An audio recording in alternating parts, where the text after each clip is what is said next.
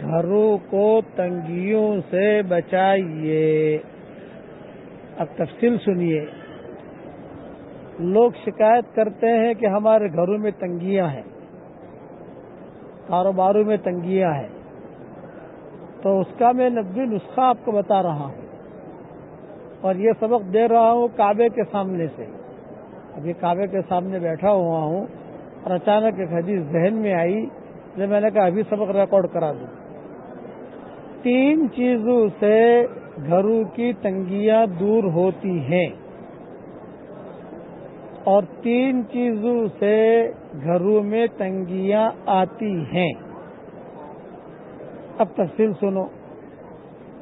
روایتوں میں یہ ہے کہ گھروں میں فرشتوں کو بلائیے،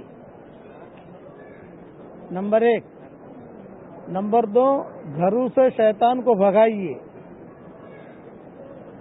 اور نمبر 3، گھروں میں قرآن بہت پڑھیے۔ یہ 3 کام کرنے سے گھروں کی تنگیاں ختم ہو جاتی ہیں، بالکل تنگیاں ختم ہو جائے گی، دماغوں کی تنگیاں ختم ہو جائے گی۔ 3 کام کیجئے آپ۔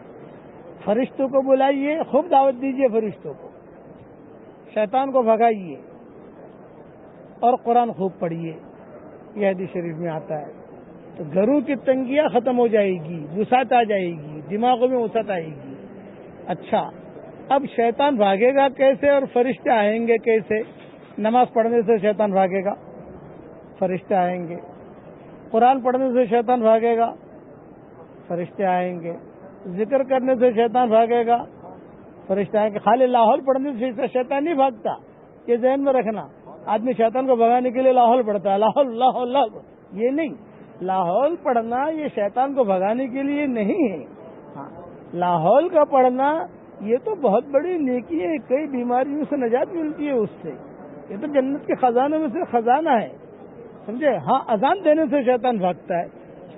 گھر ایسے رکھیے کہ جہاں اذان کی آواز آئے۔ کبھی کبھی اپنے گھروں میں اذان بھی دیجیے، آہستہ آہستہ، کوئی حرج کی بات نہیں، اس سے شیطان بھاگتا ہے۔ اذان جو ہے صرف نماز کے لیے نہیں ہے، میں نے میرے بکھرے موتی میں لکھا ہے تقریباً 15 مقامات پر اذان دی جاتی ہے۔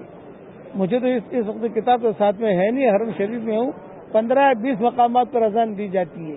وہ میں نے میری کتابوں میں بکھرے موتی میں تفصیل سے لکھا ہے، وہاں دیکھ لیا جائے۔ ہاں، لیکن گھر میں جب اذان دو تو ذرا آہستہ آہستہ، کبھی فجر کی اذان دے دی آہستہ آہستہ، کبھی جو یہ علماء نے لکھا ہے کہ یہ اسباب ہیں فرشتوں کے لانے کے، شیطان کو بھگانے کے۔ تو شیطان جو بھاگتا ہے وہ قرآن پڑھو گے تو بھاگے گا، اذان دو گے تو بھاگے گا، اذان کی آواز سنے گا تو بھاگے گا، آپ کی اچھی بات کرو گے گھر میں تو بھاگے گا۔ اس لیے دیکھو میری یہ دعوت ہے کہ اپنے گھروں میں فرشتوں کو بلائیے، شیطانوں کو بھگائیے اپنے گھروں سے، اور قرآن شریف بہت پڑھیے۔ اور 3 چیزوں سے گھروں میں تنگیاں آتی ہیں۔ وہ 3 چیزیں کیا ہیں؟ نمبر 1، فرشتے کم آئیں گے، گھروں میں تنگیاں رہیں گی۔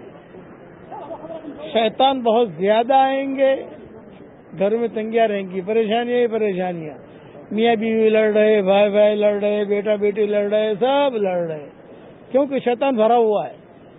اور قرآن کم پڑھو گے تو جو ہے فرشتے کم آئیں گے اور شیطان زیادہ آئیں گے۔ اس لیے یہ حدیث دارمی میں ہے اور صحیح حدیث ہے، اور پوری تفصیل میں نے بیان کر دی ہے، اور انشاءاللہ کبھی اللہ توفیق دے گا، ابھی تو سفروں میں ہوں، تو میں انشاءاللہ 15-20 مقامات پر اذان کون سی جگہ پر کہی جاتی ہے۔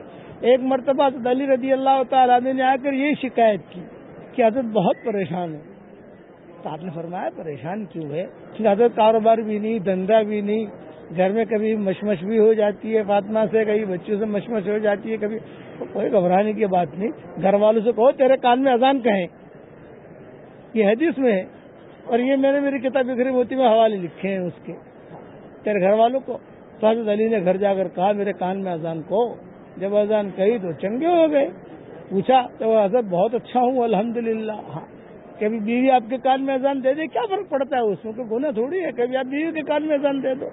یہ چیزیں اصل ہمارے گھروں سے نکل گئی، اس لیے شیطان کو گھروں سے بھگائیے، فرشتوں کو گھروں میں دعوت دیجیے، اور گھروں میں نیک کام خوب کیجیے اور خوب قرآن پڑھیے۔ بس میں دعا کرتا ہوں کہ اللہ تو ہم سب کو، اور ہماری کعبہ میرے سامنے ہے، دعا کر رہا ہوں کہ اللہ ہماری قیامت تک کے آنے والی نسلوں کو تیرے قرآن سے جوڑ دے، اور اللہ جو مجھے اپنی دعاؤں میں یاد رکھے، میری ساری دعاؤں میں اس کا پورا پورا حصہ نصیب فرما۔ جو بھی پریشان حال ہو ان کی پریشانیوں کو دور فرما، اور اللہ ہمارے سبقوں کو قبول فرما، اور اللہ تو ہم سب سے راضی ہو جا، آمین۔ اب پڑھ لو میرے ساتھ، اللہم انی اعوذ بک من ضیق الدنیا ومن ضیق یوم القیامہ۔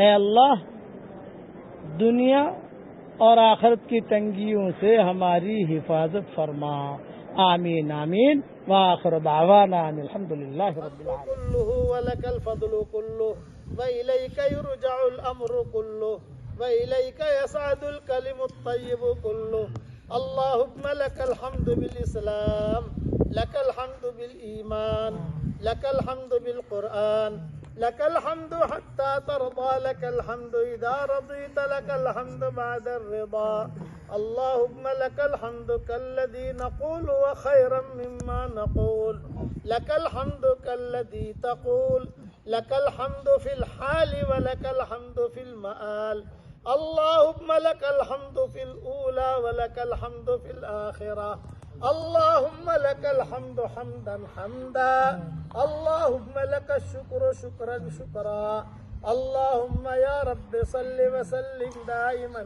أبدا على حبيبك خير الخلق كلهم اللهم صل على سيدنا محمد بن عبد الله القائم بحق الله ما ضاق أمر إلا فرجه الله اللهم اغفر لنا ذنوبنا